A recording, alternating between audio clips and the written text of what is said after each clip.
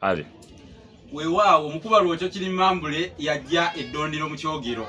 Ekyamazima alekerera amalire ge afanjala. Bwentyo nno nange bwe mbadde eyo emmeme ng'erwejjemba okutuukako mu bamanyi li wano ebulaga ku mwenda.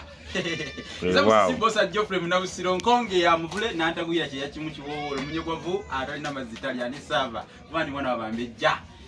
Kakati mulaba nsanze Hajjat ono ateekateeka owenyimbwa.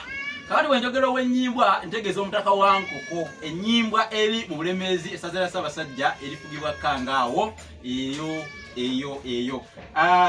Hajjat weebale nnyo weebalire ddala okuteekerateekera. Enkoko gisanzeemu n'amagi. Tugenda kugajinja limu likubye ebinyonyi bibiri. Naye nga sooka otubuulire ekifo ky'ennyama y'enkoko bw'oli wabazze okujja wano nga w'ofumbira okukiryako aba alina kusasula nga mmeka? Nsasula kakagazo. Enkoko ng'erinnye bannange zimbadde mmanyi n'obwenkumi ennyaalya. Kazooba kannamuwa. Kabaka Bboyiro bulungi. Tokozesa bino ebisiikesiike ebirwaza.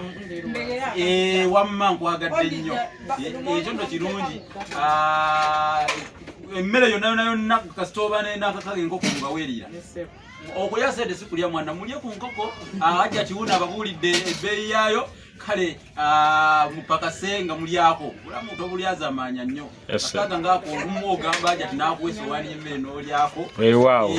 Kale katukomeko wano olwaleero tukyaliddeko Hajjat ono era tumulabyeko abadde ateekateeka owenyimbwa. Kakati luno olwoya lw'olabajjako lwalusigadde ku nkoko tuluyita olusiisi. Olusiisi.